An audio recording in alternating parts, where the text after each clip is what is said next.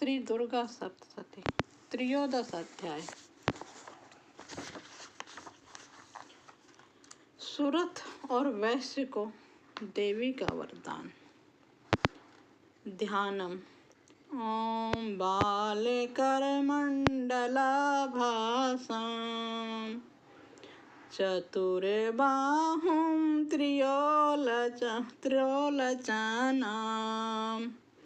पाशाङ्कुशवराभीतिधारयन्तीं शिवां भजे। जो उदय काल के सूर्यमंडल की सी कांति धारण करने वाली है, जिनकी 4 भुजाएं और 3 नेत्र हैं, तथा जो अपने हाथों में पास, अंकुश, वर एवं अभय की मुद्रा धारण किए रहती है, उस शिवा देवी का मैं ध्यान करता हूँ। ओम ऋषि उवाच एतत्ते कथितं भूपं देवी महात्मम् उत्तमम् एवं प्रभावा सा देवी यदं धार्यतं जगत। ऋषि कहते हैं, हे राजन, इस प्रकार मैंने तुमसे देवी के उत्तम महात्म्य का वर्णन किया है, जो इस जगत को धारण करती हैं। ये उस देवी का ही ऐसा प्रभाव है। विद्या तथैव क्रियते भगवती विष्णुमायया तया तौ मे वैश्यस्य च तथा वन्ये विवेकिने। वे ही विद्या उत्पन्न करती हैं। भगवान विष्णु की माया स्वरूपा उन भगवती के द्वारा तुम ये वैश्य तथा अन्य विवेकी जन मोहित होते हैं। मोहित होते हुए आगे भी मोहित होते रहेंगे। तम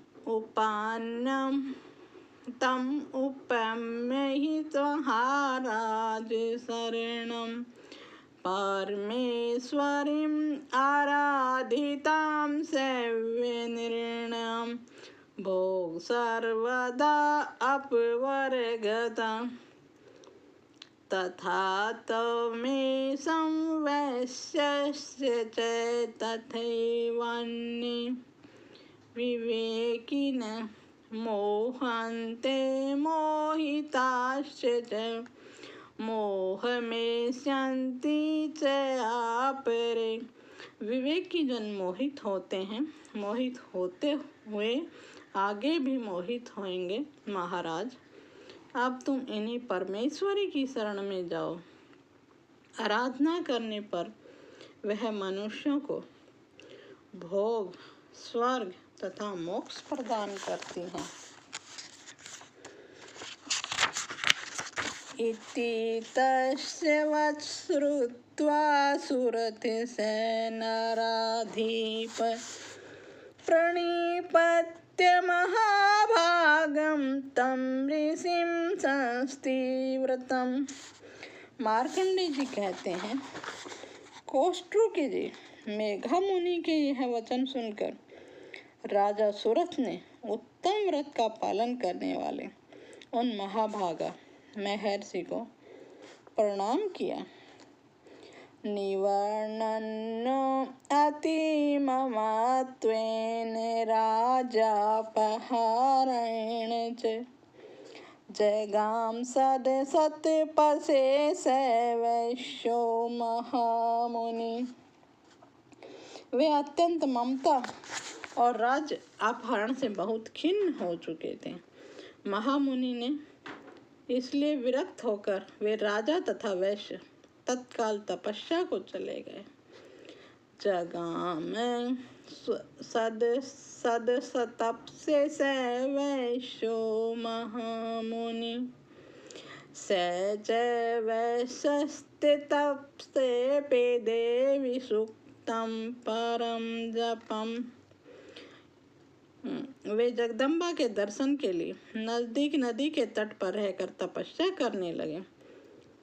स च वैश्यस्य तपं देवी सुक्तं परं जपन् तौ तस्मिन् पुलिने देव्याकृतिं महामहिम्। वे वैश्य उत्तम देवी सूक्त का जप करते हुए तपस्या में प्रवृत्त हुए। वे दोनों नदी के तट पर देवी की मिट्टी की मूर्ति बनाकर पुष्प, धूप और हवन आदि के द्वारा उनकी आराधना करने लगे। हरिणानां चक्रतुस्तस्यां पुष्पधूपे अग्निं तर्पणे निराहारो यताहारो तन्मनसको समाहितो। उन्होंने पहले तो आहार को धीरे धीरे कम किया, फिर बिल्कुल निराहार रहकर देवी की में मन लगाए एकाग्रतापूर्वक उनका चिंतन किया। तदस्तौ बलि चे एवं निजगात्राश्रयगुक्षितम् एव समराधयतो स्त्रीभिवर्तयात्मनो परितुष्टा जगद्धात्री प्रत्यक्षं प्राहे चंडिका। वे दोनों अपने शरीर के रक्त से प्रेषित बलि देते हुए लगातार 3 वर्ष तक संयम पूर्वक आराधना करते रहे। इस प्रकार प्रसन्न होकर जगत को धारण करने वाली चंडिका देवी ने प्रत्यक्ष दर्शन देकर कहा। देवीं उवाच यद प्रार्थ्यते तवया भूप तवया च कुलनंदने मतः सतस्त प्राप्त्यताम् सर्वं परितुष्टा ददामि तत्। देवी बोली, राजन, अपने कुल को आनंदित करने वाले वैश्य, तुम लोग जिस वस्तु की अभिलाषा करते हो वह मुझसे मांगो, मैं संतुष्ट हूँ, अतः वह सब कुछ दूंगी। मार्कंडेय उवाच ततो ब्रवे नृपो राज्यं विभ्रश्य जन्मनि अत्रैव च निजं राज्यं हति शत्रुबलं बलात् सोऽपि वैश्यस्य सतितो ज्ञानं ब्रवे निर्वीणं मानस ममेत्यहमिति प्राज्ञं संगं विच्युतिकारकम्। मार्कंडेय जी कहते हैं, तब राजा ने दूसरे जन्म में न नष्ट होने वाला राज्य मांगा और इस जन्म में भी शत्रुओं की सेना को बलपूर्वक नष्ट करके अपना राज्य पुनः प्राप्त करने का वरदान मांगा। वैश्य का चित्त संसार की ओर से खिन्न और विरक्त हो चुका था। वे बड़े बुद्धिमान थे, अतः उस समय उन्होंने भी तो ममता और अहंकार रूप आसक्ति का नाश करने वाला ज्ञान मांगा। देवी उवाच स अल्पहिरहोभिनृप्यते स्वं राज्यं प्राप्स्यसे भवान् हत्वा रिपुनिस्खलितं तौ तत्र भविष्यति मृत्यस्य च भूय